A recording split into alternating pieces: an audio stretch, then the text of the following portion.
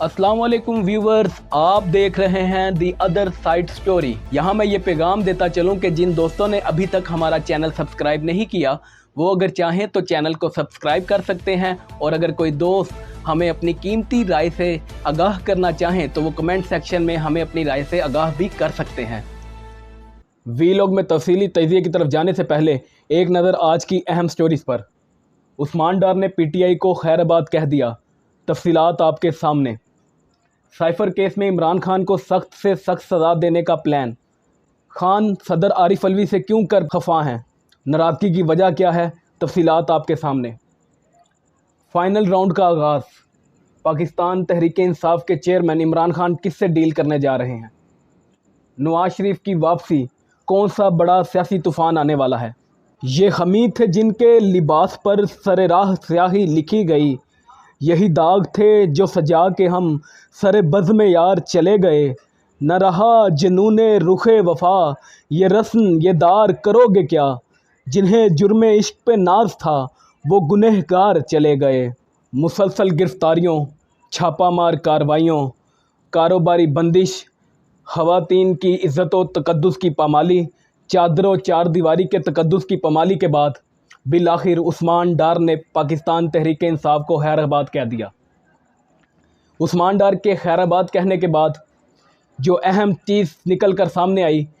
कि उस्मान डार ने तमाम का तमाम मलबा जो है चेयरमैन पीटीआई पर डाल दिया है। उस्मान डार साहब जो गुज़िश्ता कई रोज़ से लापता थे, कराची से उनको गुमशुदा करार दिया गया, सिंध हाई कोर्ट के अंदर ये केस चला। उसके बाद उनकी फैमिली ने भी ये क्लेम किया कि उस्मान डार जो फ़िल वक्त हैं लापता हैं। उनकी वालदा जो है सिंध हाई कोर्ट में पेश होती रहीं, वहाँ पर उनके केसेस को आगे बढ़ाती रहीं। उनके हवाले से जो है ये बात बयान फैमिली करती रही कि उस्मान डार लापता हैं, गुमशुदा हैं, उन्हें बाजियाब करवाया जाए। सिंध हाई कोर्ट के अंदर ये केस चलता रहा।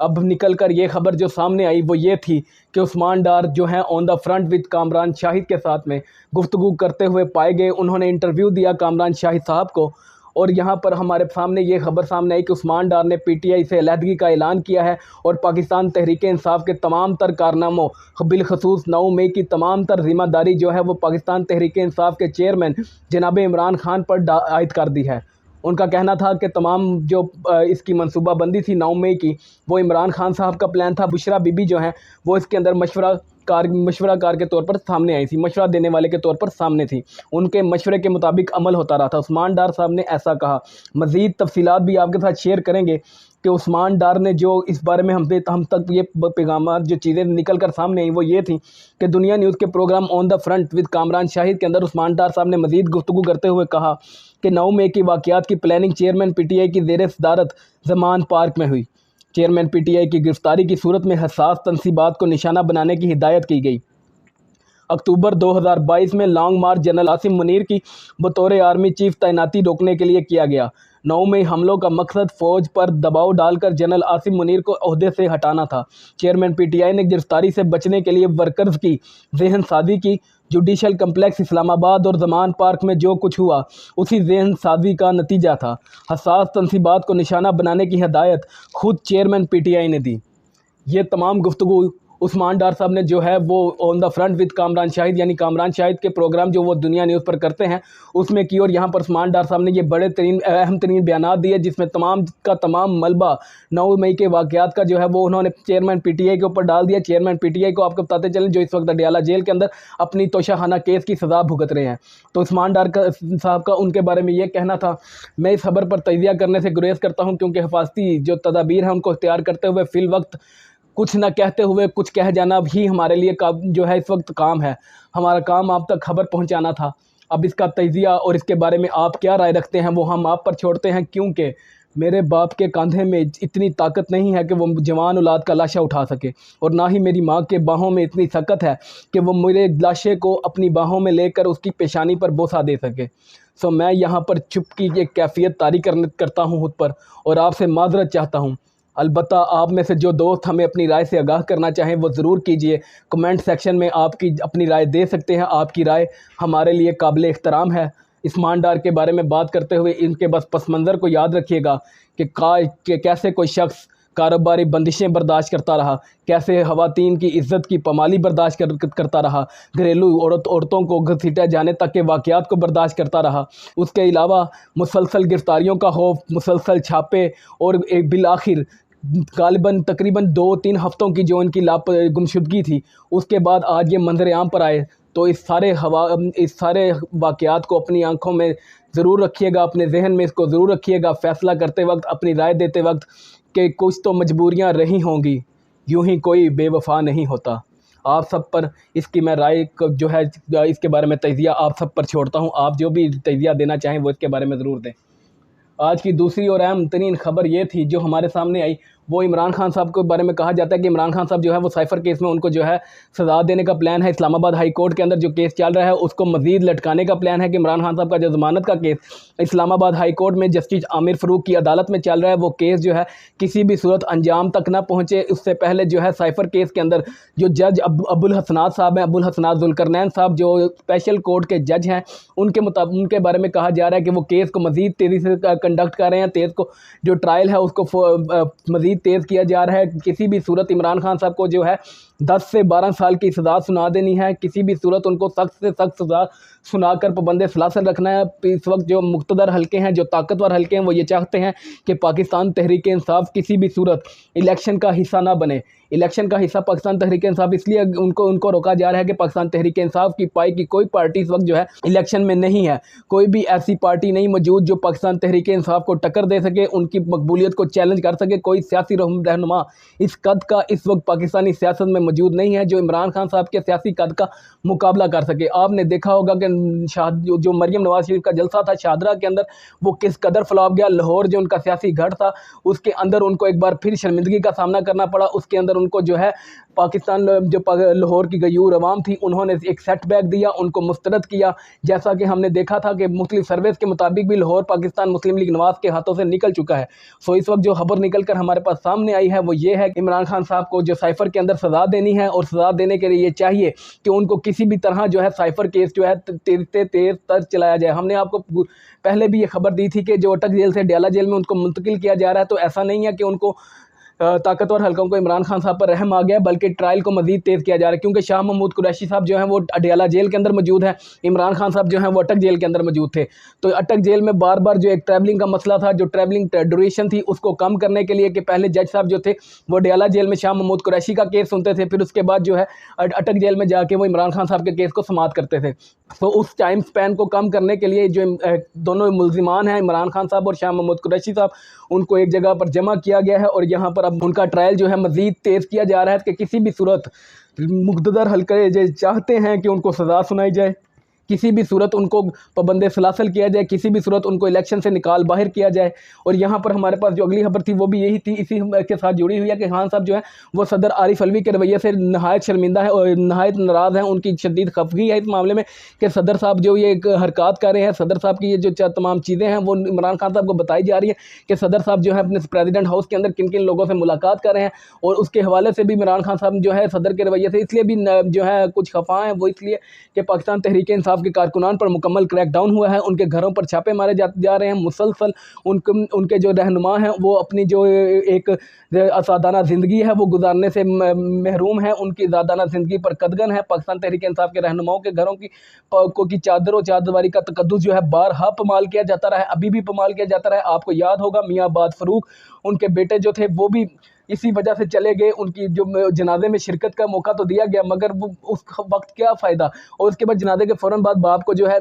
پولیس لے گئی۔ اور اب یہاں پر دیکھتے ہوئے یہ سامنے ہے کہ ریاست نے جو ہے یہ فیصلہ کر دیا تھا کہ کسی بھی صورت پاکستان تحریک انصاف کو دیوار سے لگانا ہے۔ ریاستی مشینری پوری ایکٹیو ہوئی، پاکستان تحریک انصاف کو دیوار سے لگایا گیا، ان کے کارکنان کو جو ہے جبری طور پر گمشدہ کیا گیا۔ جو کارکن نہیں مانا، جو رہنما نہیں مانا، اس کا حال پھر عثمان ڈار کی طرح کیا گیا۔ اب یہ متوقع ہے کہ جناب فاروق حبیب صاحب بھی کسی وقت میں جو ہے ہم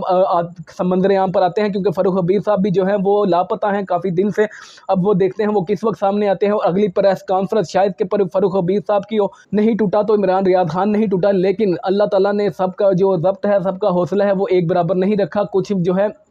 آپ کم حوصلہ بھی ہوتے ہیں، لیکن یہاں پر کم حوصلے کی بات نہیں کہ ہر شخص جو ہے اپنے مطابق جنگ لڑتا رہا۔ یہاں پر آپ کو جو ہے ایک بیان بتاتے چلیں، جو آپ کو ریمائنڈ کرواتے چلیں، شہریار افریدی نے جو احمد فراہاد، جو ہمارے بہت اچھے رپورٹر بھی ہیں اور دوست بھی ہیں، صحافی دوست ہیں، اور اس کے علاوہ ساتھ ہی ساتھ وہ ایک بڑے انقلابی شاعر ہیں، ان کو دیا تھا۔ احمد فرہاد کو انٹرویو دیتے ہوئے یا ان سے بات چیت کرتے ہوئے جو بتایا گیا تھا، شہریار افریدی نے ان کو بتایا تھا، وہ کیا تھا؟ وہ جملہ کچھ اس طرح تھا کہ پیارے بھائی، اب جو یہ چیز ہے نا، قسم خدا کی میں اپنی عورتوں کی عزت بچانے سے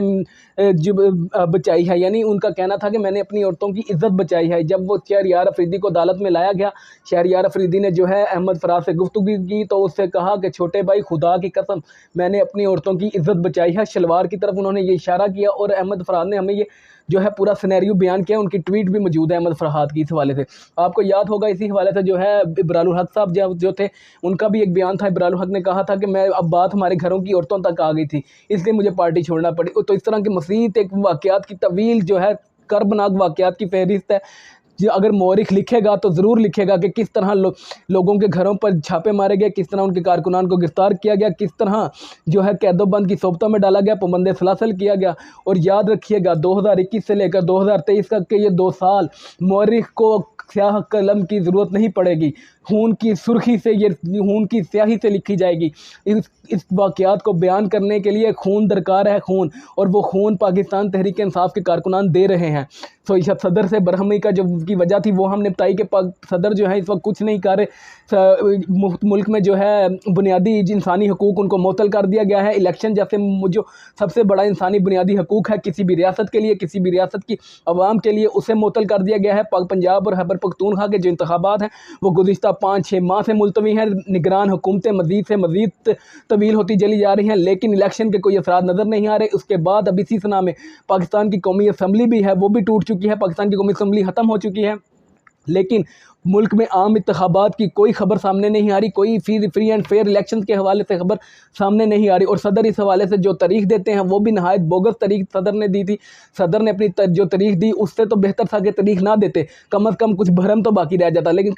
صدر نے جو اپنا بھرم قائم کیا اور اس کے بھرم کو قائم رکھنے کے چکر میں ایک بڑا بھنڈ کر دیا۔ اور وہ بڑا بھنڈ کیا تھا کہ جی آپ مجھ سے آ کے ملاقات کیجیے اور کوئی تاریخ طے کیجیے، یعنی الیکشن کمیشن کو صدر کہہ رہا ہے، آئین صدر کو پابند کر رہا ہے کہ آپ نے تاریخ دینی ہے، لیکن صدر جو ہے اس وقت الیکشن کمیشن کو کہہ رہے ہیں کہ آپ مجھے آئیں اور بتائیں کہ تاریخ کیا ہوگی۔ یہ عجیب صدر پاکستان جو آئین سے کھلواڑ کر رہے ہیں، اس کو لے کر چیئرمین پی ٹی آئی کے لیے شدید ناراض ہیں عمران خان صاحب جو ہیں صدر عارف علوی کے ساتھ، اور ممکن ہے کہ اگر اگلی بار پاکستان تحریک انصاف کی گورنمنٹ آتی ہے تو صدر عارف علوی جو ہے ایک بار پھر صدر نہیں بنیں گے۔ اور یہاں پر آپ کو مزید بتاتے چلیں کہ جو ایک فائنل راؤنڈ تھی، خبریں تھیں، وہ آپ کو بتائی تھی ہم نے گزشتہ ویلوگ کے اندر بھی کہ عمران خان صاحب کو جو ہے ڈیل کی مسلسل خبریں دی جا رہی ہیں۔ آج رؤوف حسن صاحب نے بھی غالباً جو پاکستان تحریک انصاف کے سیکرٹری اطلاعات ہیں، انہوں نے ایک پروگرام میں جو ہے یہ بات کی تھی کہ کپتان کو جو ہے زبردستی جہاز میں بٹھا کر بھی بھجوایا جا سکتا ہے ملک سے باہر۔ تو کیونکہ عمران خان صاحب جو ہیں وہ تو نہیں مان رہے، وہ تو جھکنے کو تیار نہیں ہیں، وہ تو پکنے کو تیار نہیں ہیں، وہ سر جھکانے کو تیار نہیں، وہ یہیں پر رہ کے پاکستان میں ہی سیاست کرنا چاہتے ہیں، یہیں پہ اپنے کارکنان کے درمیان قید و بند کی صحبتوں کو برداشت کرنا چاہتے ہیں، لیکن فی الوقت انہیں جو ہے پاکستان کی سیاست سے آؤٹ کرنے کا مکمل پلان ہے۔ مقتدر حلقے اس بات پر بزید ہے کہ کسی طرح پاکستان تحریک انصاف کے چیئرمین اور پاکستان تحریک انصاف کو جو ہے الیکشن سے نکال باہر کیا جائے، کسی بھی صورت ان کو الیکشن لڑنے نہیں دینا، کیونکہ یہ سب خوف زدہ ہیں، یہ سب خوف زدہ ہے پاکستان تحریک انصاف کی مقبولیت سے، جو اس وقت عوام کے اندر 60% مقبول ہے۔ پاکستان کی سب سے بڑی جو جماعت ہے وہ پاکستان تحریک انصاف ہے، اور عوام کے اندر جس کی جڑیں ہیں، جو عوام کے اندر مقبول ہے، تو اس لیے اس کو نکالنا سب سے اہم کام ہے۔ اور اسی میں ان کے شانہ بشانہ پاکستان کی دیگر 14 سیاسی جماعتیں ہیں، پاکستان مسلم لیگ نواز، پاکستان پیپلز پارٹی، لیکن یہاں پر ان سب کے ہاتھ میں کچھ بھی نہیں آئے گا، یہ سب منہ دیکھتے رہ جائیں گے۔ یہ نظام جو ہے وہ تقریباً لپیٹا جا چکا ہے، اور اب یہ دیکھا جا رہا ہے کہ اب عمران خان صاحب کو نئی ڈیل کی آفریں ہیں، کچھ زبردستی کام کروانے کی بھی کوششیں ہیں، کچھ یہ خبریں بھی آ رہی ہیں کہ عمران خان صاحب کو، جیسا کہ ہم نے آپ کو کل کے ویلوگ میں کہا تھا کہ عمران خان صاحب اگر ڈیل کے لیے نہیں مانتے تو یا تو انہیں زبردستی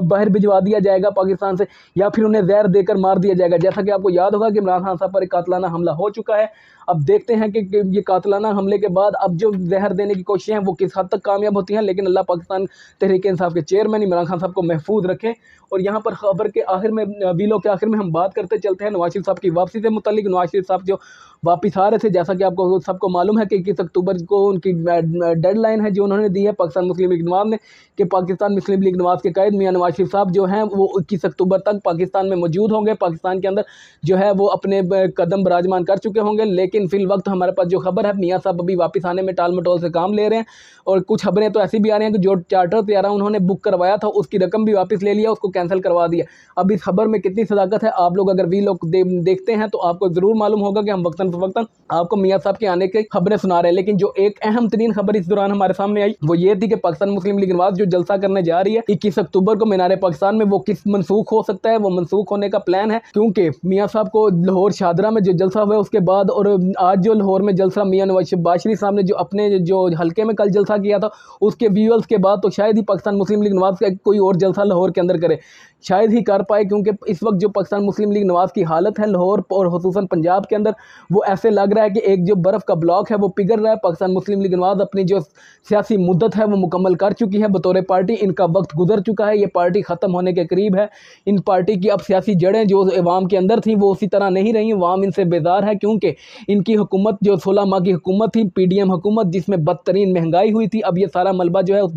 बदतरीन महंगाई और फस्तायत का जो सारा मलबा है वो एस्टेब्लिशमेंट के कंधों पर गिराना चाहते हैं और अवाम के सामने जो है एक इख्तिसाबी बयानियाँ लेकर आना चाहते हैं। लेकिन पाकिस्तान को मुस्लिम लीग नवाज़ को यहाँ पर जो सेटबैक हुआ है, जो लाहौर के अंदर इनको सेटबैक हुआ है, उसके बाद ये देखा जा रहा है कि पाकिस्तान मुस्लिम लीग नवाज़ जो है वो बैक फुट पर आई है और इन्होंने अभी 21 अक्टूबर का जो जलसा है उसको भी मनसूख करने का प्लान कर लिया है। देखते हैं कि इस हवाले से खबर में कितनी सदाकत है। ये खबर हमने आप तक पहुँचाई है, जो हमसे लंदन से यहाँ तक पहुँची, हमारे ज़राए ने हमें बताई, हमने आपके सामने पेश कर दी। तो अब आपने इस वीलॉग के जो देखा उसके बाद आने वाले मजीद वीलॉग भी आपको बताते चले जाएंगे कि मुल्क में सियासी हालात क्या बनते जा रहे हैं। सो यहाँ पर वीलॉग के आखिर में मैं ये पैगाम देता चलूँ कि जिन दोस्तों ने अभी तक हमारा चैनल सब्सक्राइब नहीं किया वो अगर चाहें तो चैनल को सब्सक्राइब कर सकते हैं, और अगर कोई दोस्त हमें अपनी कीमती राय से आगाह करना चाहें तो वो कमेंट सेक्शन में हमें अपनी कीमती राय से आगाह कर सकते हैं। आपका बहुत शुक्रिया। पाकिस्तान जिंदाबाद।